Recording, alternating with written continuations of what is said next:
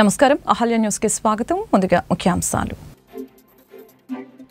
బుడమేరు వరద నియంత్రణపై మంత్రులు నిమ్మల నారాయణ సమీక్ష. బుడమేరు వరద నియంత్రణపై సీఎం చంద్రబాబుకి సమగ్ర నివేదిక అందించేలా ఇరిగేషన్, మున్సిపల్, రెవెన్యూ శాఖల అధికారులతో సమీక్ష చేశామని మంత్రులు వెల్లడి. గత టీడీపీ హయాంలోని బుడమేరు డైవర్షన్ ఛానల్ 35,000 క్యూసెక్లకు పెంచేలా 80% పనులు పూర్తి చేశామని వ్యాఖ్య. అధునాతన సాంకేతికపై అవగాహన కోసం AP maker lab on wheels స్కూళ్ల వద్దకి వెళ్లి అవగాహన కల్పించేలా వాహనానికి రూపకల్పన. నమూనా వాహనాన్ని పరిశీలించిన రాష్ట్ర విద్య, ఐటీ శాఖల మంత్రి లోకేష్. రెవెన్యూ సమస్యలు పరిష్కరించడంలో ప్రజల సంతృప్తి చాలా ముఖ్యమని, కానీ రెవెన్యూ సదస్సులు అర్జీల పరిష్కారంపై ప్రజలు సంతృప్తిగా లేరని మంత్రి అనకాని సత్యప్రసాద్ వెల్లడి. రెవెన్యూ సదస్సులు ఇప్పటి వరకు పరిష్కరించిన అర్జీల్లో సగం మంది ప్రజలు అసంతృప్తిగా ఉన్నారని వ్యాఖ్య. బుడమేరు వరద నియంత్రణపై ముఖ్యమంత్రి చంద్రబాబు నాయుడు సమగ్ర నివేదిక అందించేలా ఇరిగేషన్, మున్సిపల్, రెవెన్యూ శాఖల అధికారులతో సమీక్ష చేశామని మంత్రులు నారాయణ, రామానాయుడు చెప్పారు. గత టీడీపీ హయాంలోనే బుడమేరు డైవర్షన్ ఛానల్ 35,000 క్యూసెక్లకు పెంచేలా 464 కోట్లతో టెండర్లు అప్పగించి 80% పనులు పూర్తి చేశామని చెప్పారు. అధునాతన సాంకేతికపై AP maker lab on wheels సరికొత్త ఆవిష్కరణ చేసింది. స్కూళ్ల వద్దకే వెళ్లి అవగాహన కల్పించేలా వాహనానికి రూపకల్పన చేశారు. ఈ నమూనా వాహనాన్ని రాష్ట్ర విద్య, ఐటీ శాఖల మంత్రి లోకేష్ పరిశీలించారు. Artificial intelligence, robotics, internet of things వంటి అధునాతన సాంకేతిక రంగాల్లో అంతర్జాతీయంగా వస్తున్న మార్పులపై విద్యార్థులు అవగాహన కల్పించేందుకు ప్రఖ్యాత సాఫ్ట్వేర్ సంస్థ ఇన్ఫోసిస్ సహకారంతో AP maker lab on wheels ని ప్రభుత్వం మంగళగిరిలో ప్రయోగాత్మకంగా అందుబాటులోకి తెచ్చింది. రాష్ట్రంలోని విద్యార్థులకి భవిష్యత్తు సాంకేతికతని వివరించే లక్ష్యంతో ప్రారంభించనున్న ఈ నమూనా వాహనాన్ని రాష్ట్ర విద్య, ఐటీ శాఖల మంత్రి నారా లోకేష్ ఉండవల్లి నివాసంలో శుక్రవారం పరిశీలించడం జరిగింది. పైలట్ ప్రాజెక్టుగా ఈ వాహనం మంగళగిరిలోని స్కూళ్లకు వెళ్లి పిల్లల్లో అవగాహన కల్పిస్తోంది. ఆ తర్వాత రాష్ట్ర వ్యాప్తంగా వివిధ ప్రాంతాల్లోని స్కూళ్లకు ఇటువంటి వాహనాలను పంపిస్తారు. పరివర్తనాత్మక నైపుణ్య అవకాశాలని విద్యార్థుల వద్దకే తీసుకువెళ్లేందుకు ఇన్ఫోసిస్ భాగస్వామ్యం కావడం అభినందించదగ్గ విషయమని మంత్రి నారా లోకేష్ పేర్కొన్నారు. ఏపీ స్కిల్ డెవలప్మెంట్, ఇన్ఫోసిస్ సంయుక్త సహకారంతో AP maker lab on wheels కార్యక్రమాన్ని రాష్ట్రంలో ప్రారంభిస్తారు. Age appropriate coding it's C++ లో రన్ అవుతుంది, కానీ ఇది ఏంటంటే డ్రాగ్ అండ్ డ్రాప్ సాఫ్ట్వేర్ అన్నమాట. జీ బ్లాక్స్ అనే ప్లాట్ఫామ్. షార్ట్ క్విజ్ ఉంది కదా, 5 క్వశ్చన్స్. yes yes పిల్లలు నేర్చుకున్నారు లేదు మీకు ఎక్కడ తెలుస్తుంది? నేను అడుగుతాను. So there is no interaction, there is no multiple choice or anything. Okay, అది last classes I will show you ones. So ఇది చెప్పాను కదా, థియరీ. సో ఇదంతా PDF వాళ్ళు మొత్తం చదువుతారు. దాని తర్వాత ఒక వీడియో ఉంటుంది, సేమ్ టాపిక్. పిల్లలు క్లాస్ పిల్లలు ఎంత టైం స్పెండ్ చేస్తారు? 1.5 hours ఉంటుంది, 20 మంది. What is the outcome at the end of it? What are you expecting it outcome for our children? Generally future లో ఇప్పుడు ఇప్పుడే మనం చూస్తాం అన్ని రోబోట్స్ అని అని అంటున్నాం. సో చాలా మంది స్టూడెంట్స్ ఏంటంటే వాళ్ళకి తెలియదు, ఐడియా లేదు. సో అక్కడికి ఒకవేళ కొంతమంది టెన్షన్ పడతారు, భయపడతారు. అంటే రోబోట్ అంటాము, నేను చేయలేను, లేకపోతే నాకు రాదు. సో ఇదేంటంటే kind of work shop. So 90 minutes for one child is enough for them to understand what is happening in the space. Okay, so you will explain that it follows the sequence. Yes. And they can change 5 seconds can be put. అది కూడా చెప్తాం మరి. So 20 times you have to then the program on this and then yes. Each school it is taking not less than 1 month. 80 students per day complete అవుతుంది sir. మనకి major schools ఇచ్చాం sir. 3 schools అవడానికి 3 months పడుతుంది sir. Mangalagiri sir. పిల్లలు ఏం నేర్చుకున్నారు, ఎంతవరకు పనికొచ్చింది వాళ్ళకి అనేది very very important. The asset is an asset. For by Infosys or AP or the end student కి ఎంత అర్థమైంది, ఏం అర్థమైంది, what is it learned? We have to test and we have to analyze, understand it better. మధ్య మధ్యలో feedback తీసుకోవడం మేము చేస్తాం. Good. రెవెన్యూ సమస్యలు పరిష్కరించడంలో ప్రజల సంతృప్తి చాలా ముఖ్యమని, కానీ రెవెన్యూ సదస్సులో అర్జీల పరిష్కారంపై ప్రజలు సంతృప్తిగా లేరని మంత్రి అనకాని సత్యప్రసాద్ తెలిపారు. రెవెన్యూ సదస్సులు ఇప్పటి వరకు పరిష్కరించిన అర్జీల్లో సగం మంది ప్రజలు అసంతృప్తిగా ఉన్నారని చెప్పారు.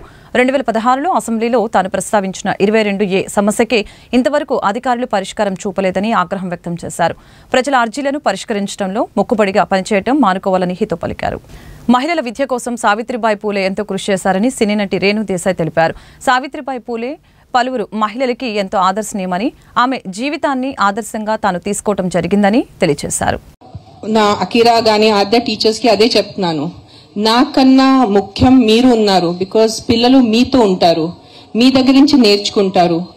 సాటర్డే సండే హాలిడేస్ వాళ్ళ పేరెంట్స్తో ఉంటారు. But the majority of the all the parents ఇప్పుడు నర్సరీ నుంచి we just give you like ఒక ముద్ద ఇస్తారు మీకు, ఒక మడ్ ముద్ద. And it is the responsibility of the teachers to shape that child into a responsible, educated and a sensible human being, because the time spent with you all is more than what they spent with the parents nowadays. And annitkana pedda villain mana society lo mana jeevitamlo ajnanam. So knowledge is important, and how the teachers give the knowledge. Because నాకు నా personal ఎక్స్పీరియన్స్తో తెలుసు, కొన్ని teachers వల్ల నాకు కొన్ని subjects అస్సలు ఇష్టం ఉండేది కాదు, just because of the teacher. And కొన్ని సబ్జెక్ట్స్ ఇష్టం ఉండేది because of the teacher. So that is the importance a teacher has in a child's life. All of you here the teachers who are present here, especially the female teachers, because తల్లి తర్వాత మీరే, ఆ level importance ఉంది మీకు. So ఇక్కడ ఉన్న teachers, female teachers and who are going to be watching me on the camera, it is my sincere request, because the future of the country lies in your hands literally. And it is not like చెప్పడం గురించి కాదు, because you guys are the one who mold the future generation. చిన్న పిల్లలు మీ దగ్గర వచ్చి మీ దగ్గర నుంచి నేర్చుకొని ముందుకెళ్ళి ఏదో ఇంజనీర్స్ అవుతారు, పెద్ద లీడర్స్ అవుతారు, డాక్టర్స్ అవుతారు. సో మీ చేతిలో చాలా పెద్ద బాధ్యత ఉంది. And coming back to Savitribai Phule, ఆవిడ చేసింది నిజంగా తెలుసుకోవాలి చాలా మంది. ఇంకా అట్లీస్ట్ మహారాష్ట్రలో ఆవిడ గురించి కొంచెం తెలుసు, but rest of the states should know who she was, how she fought an entire system. It was not just the Britishers but an entire cost system ఆవిడ ఫైట్ చేసి సొంతగా ఫస్ట్ ముందు టీచర్ అయిపోయి, and the first female school ఆడవాళ్ళ కోసం చదువు కోసం ఆవిడ స్కూల్ పెట్టారు. ఇప్పుడు 2025లో విత్ దిస్ కెమెరా అది చెప్పడం చాలా ఈజీ, బట్ ఊహించుకోండి, ఒక్కసారి ఊహించుకోండి మీరు 1800s ఎలా ఉంటుంది అంటే what level of a personality she must have been. And again thank you sir for giving me this opportunity to be here on the stage to honour Savitribai Phule by talking about her. And thank you to the media for covering this event. And ఎంతమందికి తెలిస్తే అంతే తక్కువ, that is what I feel about her. Thank you. Devarapalli కష్టాల్లో ఉన్న రైతులు సంక్షేమం కొరకు 2009లో ఏర్పాటు చేసిన శ్రీరామ రైతు సంక్షేమ సంఘం 2024 సంవత్సరంలో మరణించిన రైతు కుటుంబానికి 5,000 చొప్పున 15 కుటుంబాలకు 75,000 రూపాయలు సగం పెద్దలు అందజేశారు. అలాగే ఈ సందర్భంగా శ్రీరామ రైతు సంక్షేమ సంఘం ఫౌండర్ కేవీ రమణ మాట్లాడారు. 100 కుటుంబాలతో 2009లో ప్రారంభించిన ఈ సంఘం ప్రస్తుతం 200 కుటుంబాలు ఉన్నాయని చెప్పారు. ప్రతి నెల 1వ తేదీన 200 కుటుంబాలు ఒకే దగ్గర కలుసుకొని వాళ్ళ కష్ట నష్టాలు మాట్లాడుకుంటూ ఉంటారని చెప్పారు. ఈ 200 కుటుంబాల వ్యక్తులు ఒక్కొక్కరు నెలకు 100 రూపాయల చొప్పున ఈ సంఘంలో పొదుపు చేస్తారని అన్నారు.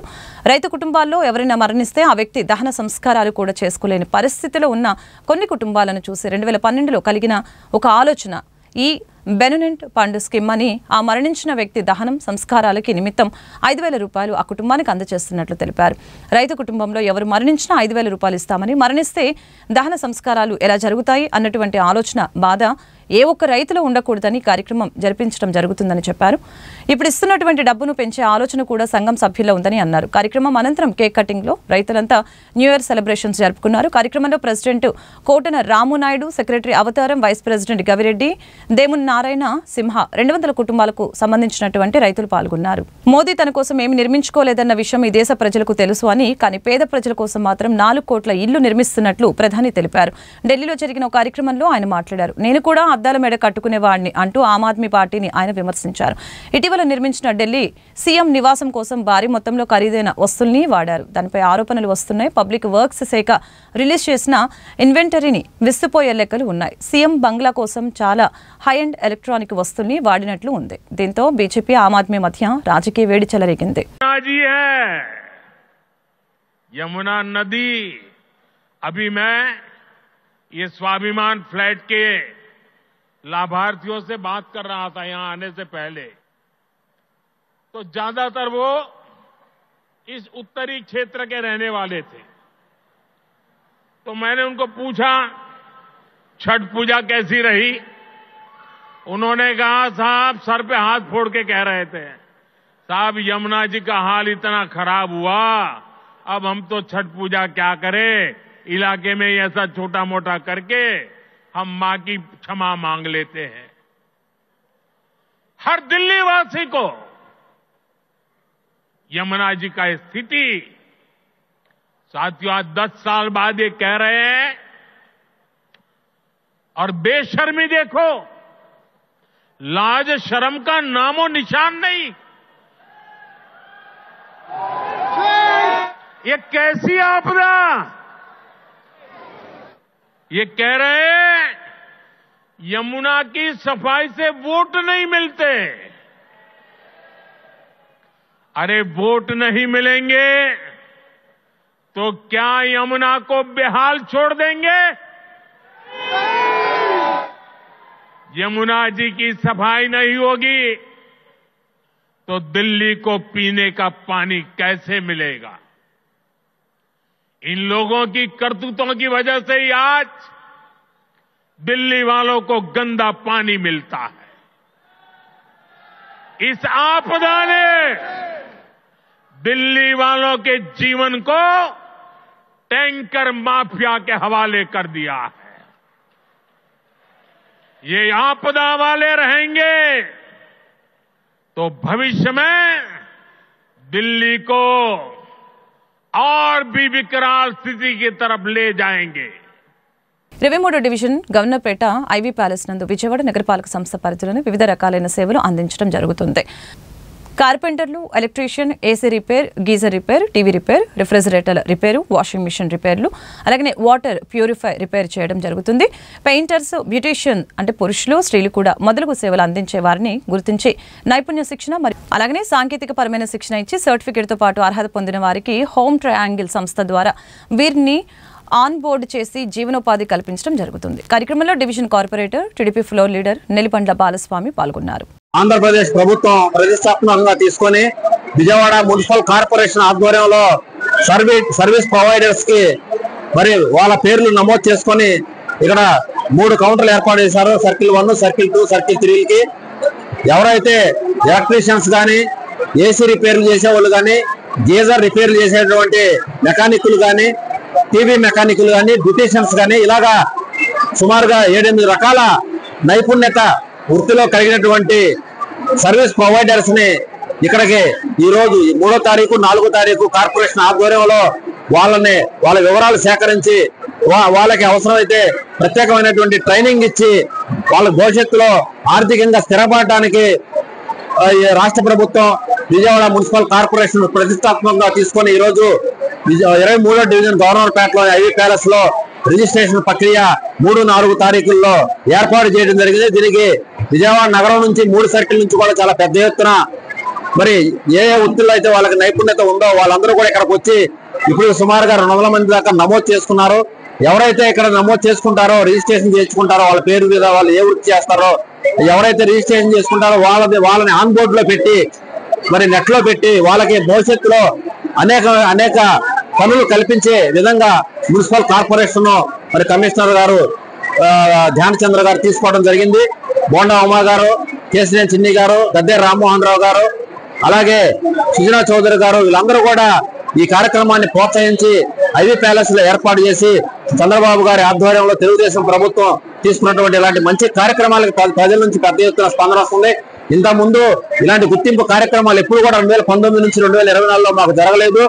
మాకు ఏ వృత్తుల్లో అయితే మాకు నైపుణ్యత ఉందో మమ్మల్ని ఆదరించినటువంటి విజయవాడ మున్సిపల్ కమిషనర్ గారికి, చంద్రబాబు గారికి అందరూ కూడా కృతజ్ఞతలను కూడా ఇక్కడ వచ్చిన యువత అందరూ అంటే యువత చాలా మంది డిగ్రీలు చదువుకొని ఉద్యోగాలు లేనటువంటి యువత వాళ్ళ కాళ్ళ మీద వాళ్ళు నిలబడి భార్య పిల్లల్ని పోషించుకోవడానికి ఈ యొక్క కార్యక్రమం బాగా ఉపయోగపడుతుందని చెప్పి అందరూ కూడా హర్షాలు వ్యక్తం చేస్తున్నారు. ఇలాంటి మంచి కార్యక్రమాలు భవిష్యత్తులో తెలుగుదేశం ప్రభుత్వం ఎన్నో ఏర్పాటు చేస్తుందని చెప్పి సందర్భంగా తెలియజేసుకుంటూ ఇక్కడికి వచ్చినటువంటి ప్రతి ఒక్కళ్ళు కూడా వారి పేర్లు నమోదు చేసుకుని భవిష్యత్తులో వాళ్ళు ముందుకు వెళ్లాలని చెప్పి నూతన సంవత్సర సంక్రాంతి శుభాకాంక్షలు తెలియజేస్తున్నారు.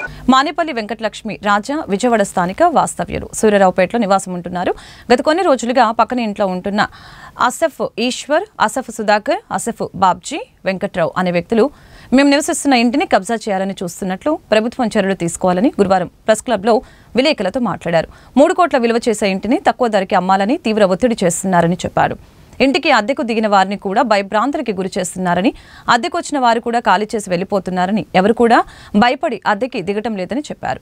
మా కుటుంబంలో దాడులు పెరిగిపోతున్నాయని, నాకు మా కుటుంబానికి ప్రాణహాని ఉందని సెప్టెంబర్లో సూర్యారావుపేట కంప్లైంట్ ఇవ్వడం జరిగిందని తెలిపారు. అక్కడ ఎస్ఐ కంప్లైంట్ తీసుకోకపోగా నాపై అసభ్యంగా మాట్లాడి పంపించేశారని తెలిపారు.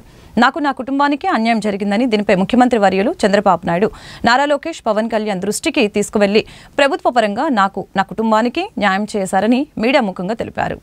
దీనిపై ముఖ్యమంత్రి వర్యులు నారా చంద్రబాబు నాయుడు, నారా లోకేష్, పవన్ కళ్యాణ్ దృష్టికి తీసుకుని వెళ్లి ప్రభుత్వ పరంగా నాకు నా కుటుంబానికి న్యాయం చేస్తారని మీడియా ముఖంగా వేడుకున్నారు. వీళ్ళందరూ కలిసి మమ్మల్ని అటాక్ చేస్తారండి. దేనికి అంటే ఒక 3.5 సంవత్సరాల క్రితం ఏమైంది, మా దగ్గరికి వచ్చాయండి ఆ లాయర్ అని అతను ఆశం ఈశ్వర్ వచ్చి, ఏమండి మీరు ఉండట్లేదు కదా, ఖాళీగా ఉంది కదా అంటే, కరోనా వల్ల ఖాళీ అయిందండి, 2 సంవత్సరాలు ఖాళీగా ఉంది, మేము వచ్చేస్తున్నాము అని చెప్పాం. లేదండి మీకు అక్కడ లేకపోతే మీరు ఫారెన్ వెళ్ళిపోతా అన్నారు, 1 కోటి రూపాయలకి ఇచ్చేయండి, ఇక్కడ 1.5 కోటి ఉంది అన్నాడు. మేము అమ్మదలుచుకోలేదని చెప్పాం. సరే మేము ఎంక్వైరీ చేసాం అసలు ఏంటి అసలు పరిస్థితి ఎలా ఉందంటే, ఇక్కడ 3.5 కోట్లు ఉంది మా స్థలం, 3.5 కోట్లు ఆ రోజు కరోనా టైంలో 3 నుంచి 3.5 కోట్లు జరుగుతుందండి ఈ సందులో, మీ బిల్డింగ్ 3.5 కోట్లు చేస్తుందండి అన్నారు. మేము అసలు అది వదిలేసాం, ఇంకా అబ్బాయిని మాట్లాడలేదు. మళ్ళీ మేము వచ్చిన తర్వాత మా ఇంట్లో మీ ఫస్ట్ ఫ్లోర్కి వచ్చిన తర్వాత బిల్డింగ్ మొత్తం అద్దెకి ఇచ్చాం. ఇదివరకు 75,000కి ఇచ్చాం మొత్తము. ఇప్పుడు మేము వచ్చిన తర్వాత 50,000కే ఇచ్చాం. కింద ఫ్లోరు పై ఫ్లోరు కలిపి మొత్తం కలిపి ఒక 55,000 వస్తాయండి రెంట్ మేము ఉండగా. అది కూడా పక్కన పెట్టేస్తే, ఈ పక్కన ఈ ఈశ్వర్ అనే అతను, సుధాకర్ అనే అతను, ఆ పోలీస్ అనే అతను మిగతా వాళ్ళతో రాజకీయ నాయకుల పేర్లు చెప్పుకుని, అంటే గత గవర్నమెంట్లో అంటే 3.5 సంవత్సరాల నుంచి ఏమవుతుంది, మేము మెస్సికిచ్చాం కింద వాళ్ళని భయపెట్టి వాళ్ళని ఖాళీ చేయించాడు. 6 నెలలు ఉన్నారండి. విపరీతమైన బిజినెస్ అలా జరిగింది. తరువాత వాళ్ళు భయపడి వెళ్ళిపోయారు, మా మీద కేసు పెట్టి వెళ్ళిపోయారు, నేనేదో వేధిస్తా అని చెప్పి 6 నెలల్లో. తర్వాత 2 సంవత్సరాలు ఖాళీ ఉందండి. ఏంటి అంటే ఒప్పందం వాడికి నాకు, నేను ఒక హాస్టల్ పెట్టకూడదు అంటే, వాడు డాక్టర్ అన్నమాట, సుధాకర్ అతను డాక్టర్ అని చెప్పుకుంటాడు. గ్రౌండ్ ఫ్లోర్, వాళ్ళ గ్రౌండ్ ఫ్లోర్లో అన్ఆథరైజ్డ్ హాస్పిటల్ అండి, వితౌట్ ఎనీ లైసెన్స్, బోర్డు కూడా ఉండదు. అన్ఆథరైజ్డ్గా బెడ్స్ హాస్పిటల్ ప్రొవైడ్ చేస్తున్నాడు, మెడిసిన్స్ కూడా ఇస్తారు. అతను కాంపౌండర్ యాక్చువల్గా నా చిన్నప్పుడు, మరి డాక్టర్ అని చెప్పుకుంటాడు సుధాకర్ అతను. ఫస్ట్ ఫ్లోర్లో వాళ్ళు ఉంటారు, సెకండ్ ఫ్లోర్లోనేమో హాస్టల్ అనమాట, అన్ఆథరైజ్డ్ హాస్టల్, రిజిస్ట్రేషన్ లేదు. దానిపైన ఓయో రూమ్ అండి. ఓయో రూమ్ తెలుసుగా మీకు, కరోనా టైంలో మొత్తం తీసుకొచ్చి మా బిల్డింగ్ ముందేసేవాడు, ఇంజక్షన్లు కానీ పరుపులు కానీ అన్ని మా ముందేసేవాళ్ళండి. అది కూడా మేము వదిలేసాం, పట్టించుకోవాలి. మున్సిపాలిటీలో చెప్పి రిక్వెస్ట్ చేసి తీపించాం, డబ్బులు ఇచ్చి. మరి తరువాత మెస్ వాళ్ళకి ఇచ్చాం, గొడవైంది. తర్వాత ఒప్పందం ఏంటి, కాంప్రమైజ్ ఏంటి, ఈశ్వర్ అని లాయర్ చేసి కాంప్రమైజ్, మీరు హాస్టల్ పెట్టకూడదు. సరే మెస్కి ఇచ్చాం, సంవత్సరం తర్వాత కష్టపడి ఇస్తే కరెక్ట్గా 3 నెలలు ఉన్నారండి. వచ్చిన రోజు నుంచి అంట్లు సౌండ్ వస్తుంది, అంట్లు కలుగుతుంటే వాళ్ళు కింద వాళ్ళు, లేదంటే సాంబార్ వాసన వస్తుంది, చికెన్ వాసన రావాలి. లేదు అసలు ఒక రోజు వచ్చి సుధాకర్ అతను వాళ్ళ ఒంటింట్లోకి వచ్చేసి, కిచెన్లో ఎవరు నాటేలోడు, మేము కూడా నాటేలోడు, వచ్చేసి గ్యాస్ బండి ఎత్తి కింద పడేసారంటండి. ఎంత దారుణం చూడండి. వాళ్ళు ఆ వంట చేసే వాళ్ళు అడిగారంట, ఏంటిది అంటే, చచ్చిపోయారు, మాకేంటి, మాకు సాంబార్ వాసన రాకూడదు, చికెన్ రావాలంటాడంట. టవల్ కట్టుకుని వస్తాడు, టవల్ ఎప్పుడు చేస్తాడు, ఇలా సదితో అంటాడు. ఇవన్నీ కాకుండా అంట్లతో అంట్లు సౌండ్ వస్తుంది అంటాడంట. కూరగాయలు అసలు ఇదంతా కాదు, కూరగాయలు కట్ చేస్తే అది కూడా సౌండ్ అంటాడు. ఎంత అన్యాయం చూడండి. సరే ఏదో గొడవ పెట్టుకుంటా ఉన్నాడు. నాకు విషయం తెలిసింది 3 నెలల తర్వాత. తెలిసి అడిగా, బాబు ఇలా చేస్తున్నావు, నువ్వు చెప్పిన ప్రకారమే మెస్ పెట్టించావు అంతే, హాస్టల్ కాదంటే. అది కూడా పెట్టుకోవడానికి వీల్లేదు, నువ్వు మాకు ఇచ్చే అద్దెకి 20,000 అద్దెస్తావు, బిల్డింగ్ మొత్తం మాకు ఇచ్చే అన్నాడు. నాకు అసలు అర్థం కాలేదు, అసలు ఇదేం తమాషా రాబాబు అనుకుని నేను పోలీసు వాళ్ళని అప్రోచ్ అయ్యా. పోలీసు వారిని అప్రోచ్ అయితే వాళ్ళు ఒక కంప్లైంట్ ఇచ్చారు. సెప్టెంబర్ 23వ తారీఖున పోలీస్ స్టేషన్కి వెళ్ళాను. వెళ్తే నా కంప్లైంట్ ఏంటి, సింపుల్, నా పక్కన వాళ్ళు నా బిల్డింగ్ని కబ్జా చేద్దామని చూస్తున్నారు, నన్ను వెళ్ళగొడుతున్నారు, మా అద్దెకున్న వాళ్ళని వెళ్ళగొడుతున్నారు అని చిన్న కంప్లైంట్ ఇచ్చాను. రాసి ఇస్తే ఏఎస్ఐ గారు చాలా కష్టపడి సంతకం పెట్టి ఇచ్చారు, అక్నాలజ్మెంట్. కానీ ఏమైంది, కొంచెంసేపు అయిన తర్వాత మా ఇంటికి వచ్చి ఫస్ట్ ఫ్లోర్లో మేము ఉంటే, మా ఇంటికి ఏది ఏఎస్ఐ గారు పేరు గుర్తులేదండి, ఆ టైంలో ముసలాయన పెద్ద ఆయన, ఏఎస్ఐ గారు ఒక 8 మంది బృందంతో వచ్చి మా ఇంటి ఫస్ట్ ఫ్లోర్కి వచ్చి, వితౌట్ గర్ల్, అమ్మాయి లేదు, నోటీస్ లేదు, కంప్లైంట్ లెటర్ లేదు, ఏమీ లేదు, ఎఫ్ఐఆర్ కాపీ లేదు, పైకి వచ్చేసి నన్ను ఈడ్చుకుంటా, మా అబ్బాయి ముందు, మా అమ్మ ముందు, మా అమ్మాయి ముందు నన్ను ఈడ్చుకుంటా కొట్టుకుంటూ వెళ్ళాడండి. సీసీటీవీ రికార్డ్ అవుతుందని చెప్పినా సరే వినకుండా సీసీటీవీని తోసిపడేసి ఎలక్కొట్టేసి నన్ను ఈడ్చుకుంటూ కొట్టుకుంటూ వెళ్ళి కింద తీసుకెళ్ళి కింద కొట్టడం ఆపేశారండి. వీడియోలు తీస్తున్న చాలా మంది. స్టేషన్కి ఎదిగిలిపారు, జీపులో ఎక్కించారు. అప్పటిదాకా కొట్టలా, జీపులో ఎక్కించిన తర్వాత మళ్ళీ స్టేషన్లో దింపి ఒక పావు గంటలా ఉంచి నన్ను కొట్టారండి. 12 మంది స్టేషన్లో ఎవరైతే ఉన్నారో ఆ రోజు, ఎస్ఐ గారు తప్పించి, ఎస్ఐ గారి కింద ఎవరైతే ఉన్నారో మొత్తం A to Z, even writer కానీ కానిస్టేబుల్ కానీ 12 మంది కొట్టారు. నా బాగా గుర్తు, ప్రతి ఒక్కళ్ళ ఫేస్ గుర్తు. వాళ్ళ నేమ్ ప్లేట్స్ తీసేశారు, నేమ్ ప్లేట్స్ తీసి మరి వచ్చారు. ఇక్కడి నుంచి తల మీద నుంచి టో వరకు అండి, కాలు పాదం వరకు కొడతనే ఉన్నారు. ఏడ్చాను, అరిచాను. కాపాడండి, నీకు ఎంత కావాలని ఇస్తాను, 10 లక్షలు ఇస్తాను, 20 లక్షలు ఇస్తాను ఆఫర్ చేశా. ఏమీ లేదండి. ఇవన్నీ నీకు అనవసరం, పెద్ద పెద్ద వాళ్ళు ఉన్నారు వెనకాల, ఎమ్మెల్యేలు ఎంపీలు ఉన్నారు, మూసుకొని కూర్చున్నారు. అయినా మూసుకోలా. నాకు అప్పుడు కోపం వచ్చింది. ఆడెవడో ఉండడం ఏంటి నా బిల్డింగ్ కోసం, పక్కన లాయర్ గారు గొడవ అంటే కొట్టారండి, మధ్యాహ్నం దాకా కొట్టారు. నా కోసం ఎవరిని రావద్దని చెప్పి పంపించాం. మా ఇంట్లో ఎవరికి ఫోన్ చేయొద్దు. సెప్టెంబర్ 23, 24 జరిగిందండి ఇది, కట్టు గుర్తులేదు. మధ్యాహ్నం దాకా కొట్టి మధ్యాహ్నం ఆపేసి, ఎప్పుడు ఆపేశారు, మా లాయర్ గారి నుంచి ఫోన్ వచ్చిందంట, అప్పుడు ఆపేశారు. ఆపేసి కూర్చోబెట్టారు. రాత్రి 10:30కో 12కో వదిలేరండి నన్ను. నా ఫోన్ ఎవరు అప్పటిదాకా. నేను వెళ్ళనని చెప్పా, ఇటు నుంచి ఇటు కొట్టుకోండి, నేను వెళ్ళను, వెళ్ళన్నా. అప్పుడు లాయర్ గారు వచ్చి, బాబు ఈ పోలీస్ స్టేషన్ జరగదు, ప్రైవేట్ కేసు వేద్దామని చెప్పి నన్ను తీసుకెళ్ళిపోయారు. బతిమాలి, నేను రానంటే రాను, రేపు కోర్టులో సబ్మిట్ చేయాలనంటే లేదు వాళ్ళు ఇవ్వట్లేదు. నా ఫోన్ ఇస్తే వెళ్ళిపోతాను, సింపుల్. నా ఫోన్ నాకు ఇచ్చేసారు. సర్కిల్ ఇన్స్పెక్టర్ గారండి, పేరు నాకు గుర్తులేదు. సెప్టెంబర్ గుంటూరులోని పీవీకే నాయుడు మార్కెట్ అభివృద్ధిపై సమీక్ష సమావేశం జరిగింది. MLA Galla Madhavi, commissioner police Srinivasulu పాల్గొని మార్కెట్లోని వ్యాపారులతో చర్చించారు. ఆధునిక హంగులతో మార్కెట్ని ఏ విధంగా అభివృద్ధి చేస్తున్న విధానం గురించి వివరించారు. నూతన మార్కెట్ని నిర్మిస్తున్న తరుణంలో వ్యాపారుల నుంచి అభిప్రాయాలని సేకరించడం జరిగింది. అనంతరం MLA Galla Madhavi, commissioner police Srinivasulu మీడియాతో మాట్లాడారు. పీవీకే నాయుడు మార్కెట్ అభివృద్ధిలో భాగంగా డీపీఆర్ పూర్తయి టెండర్ల ప్రక్రియ తుది దశలో ఉందని చెప్పారు. మొత్తం 152 కోట్ల వ్యయంతో 8 ఫ్లోర్లతో మార్కెట్ కాంప్లెక్స్ నిర్మాణం జరుగుతుందని ఈ సందర్భంగా తెలియజేశారు. నమ్మకం లేదు అని మీరు చేతులు ఎత్తేస్తే చేయగలిగింది లేదు. మేమైతే 100% మీకోసం ఆలోచించి మాత్రమే ఈ నిర్ణయం తీసుకోవడం. అదర్వైజ్ ఇక్కడ ఒక మీటింగ్ అనేది ఏర్పాటు చేయాల్సిన అవసరం ఎవరికి లేదు. ఎందుకంటే మనం అందరం కలిసికట్టుగా అందరూ కూడా దీంట్లో భాగస్వాములు అయితేనే అభివృద్ధి జరుగుతుందన్న ఒకే ఒక కాన్సెప్ట్ ఇది. కాబట్టే మనందరం ఈరోజు ఇక్కడ కూర్చున్నాం. మీకున్న ప్రాబ్లమ్స్ చెప్పండి, అనుమానాలు చెప్పండి, భయాలు చెప్పండి, దానికి ఆన్సర్స్ మా దగ్గర నుంచి ఏం కావాలో చెప్పండి తప్ప మాకు నమ్మకం లేదు అంటే మాత్రం ఇక ఆన్సర్ చేయలేదు. నమ్మకం లేదని కాదు, నమ్మకం లేకపోతే దీన్ని మాట్లాడుతుంది. మీ దగ్గరికి ఎలక్షన్ టైంలో కూడా మీ దగ్గరికి వచ్చాను, మీరు వచ్చారు, నేను వచ్చాను కాబట్టి ఈరోజు ఈ సమావేశం నా ప్రోద్బలంతోనే ఇక్కడ ఏర్పాటు అవ్వడం జరిగింది. ఎందుకంటే కేవలం మీకు నేను మాట ఇచ్చాను, ఇది ముందుకు వెళ్ళాలి అంతే. అది 1 సైడెడ్గా వెళ్ళకూడదు అన్నది మెయిన్ ఇంటెన్షన్. ఇక్కడ మీ కన్సర్న్స్ ఉంటే మీకైతే ఒకటే ప్రాబ్లం, 374 షాప్స్ మీకు అకామిడేట్ అయి తీరాలి. At the same time temporary బేసిస్లో ఈ డెవలప్మెంట్ అయ్యే టైం పీరియడ్ అంతా కూడా మిమ్మల్ని ఒక దగ్గర ప్లేస్ చేయాలి. ఇంతకు మించిన ఆప్షన్స్ అంటే మీకు కోరుకునేవి ఇంతకంటే ఏం లేవన్నది నా అభిప్రాయం. ఆ రెండింటి మీద 100% దృష్టి పెట్టి చేద్దాం.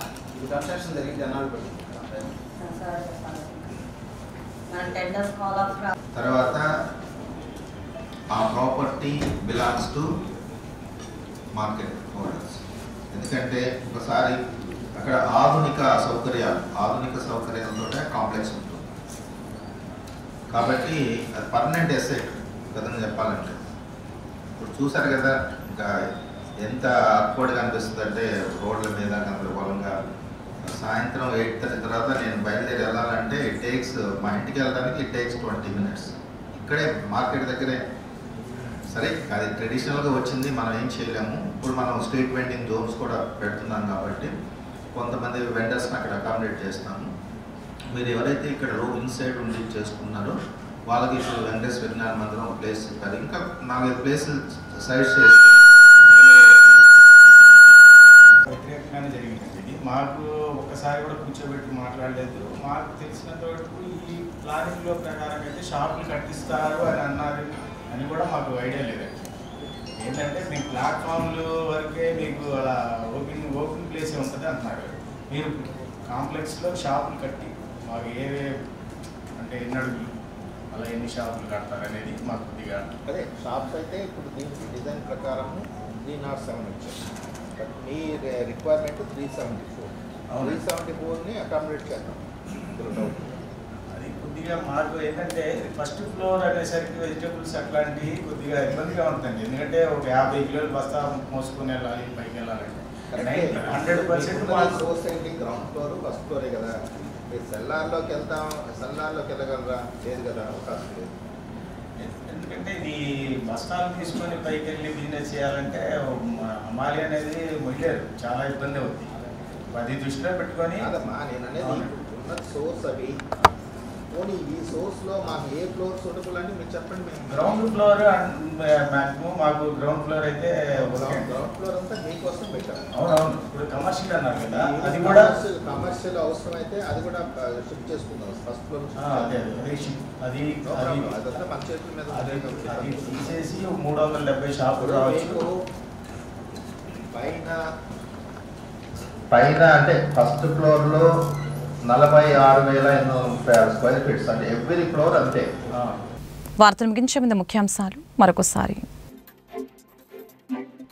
బుడమేరు వరద నియంత్రణపై మంత్రులు నిమ్మల నారాయణ సమీక్ష. బుడమేరు వరద నియంత్రణపై సీఎం చంద్రబాబుకి సమగ్ర నివేదిక అందించేలా ఇరిగేషన్, మున్సిపల్, రెవెన్యూ శాఖల అధికారులతో సమీక్ష చేశామని మంత్రులు వెల్లడి. గత టీడీపీ హయాంలోని బుడమేరు డైవర్షన్ ఛానల్ 35,000 క్యూసెక్లకు పెంచేలా 80% పనులు పూర్తి చేశామని వ్యాఖ్య. అధునాతన సాంకేతికపై అవగాహన కోసం AP maker lab on wheels. స్కూళ్ల వద్దకి వెళ్లి అవగాహన కల్పించేలా వాహనానికి రూపకల్పన. నమూనా వాహనాన్ని పరిశీలించిన రాష్ట్ర విద్య, ఐటీ శాఖల మంత్రి లోకేష్.